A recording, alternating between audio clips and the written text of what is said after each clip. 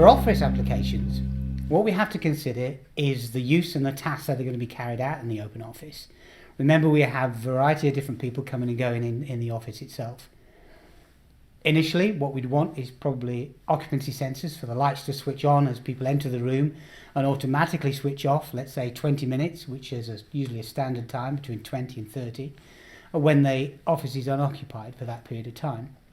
But what we also have to think about is the task. That could be general computer work, which may need 450, 500 lux, or a more detailed task, which could need 750 lux. This can all be controlled by the app or by the controller on setup. But one of the other key areas is the energy efficiency of the control is using natural daylight. So daylight dimming or daylight switching. The two work a similar way. Is if there's enough daylight and you set the sensors to react to a certain level of daylight coming through the windows, you can then get the banks of lights to switch off, saving energy.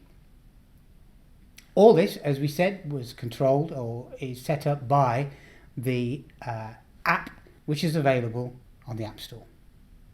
So if you imagine specific application needs for this office, they may need to have auto on, which would be a presence sensor as anybody comes into the office in the morning or any time during the day, and auto off when the office is unoccupied during the evening and the night times. This allows you to make the most of the efficiency of the system because it is a general office and you have people coming and going. One of the other stipulations for this application would be to have a notional corridor.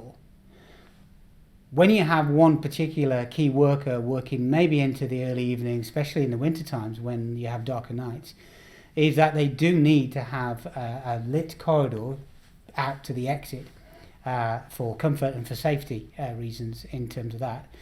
And you can do that with the zone system. You have a 4-channel system, so you can split that up, and you can link one LCM to another LCM to allow for corridor hold. So in that terms is if you have somebody in one particular area, it will always hold on the lights in another area as long as that area is occupied. So we've looked at the application behind us, the office, what its requirements are. So how can we achieve that? Standalone occupancy sensors is one solution. So you've got PIR detection over a certain area with daylight sensing as well. So we can have the daylight switching built in.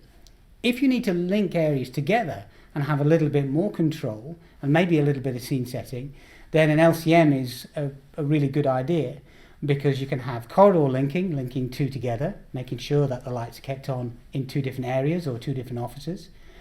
But you can also have zoned and emergency test timers, which are automatic, so you can set those up as you go through. And the good thing about the LCM as well is all of the switch leads that go down to the switches are all extra low voltage, which is great because you don't need extra RCBO on that. There are a number of different scenarios where you can use the LCM, but an office is a great example.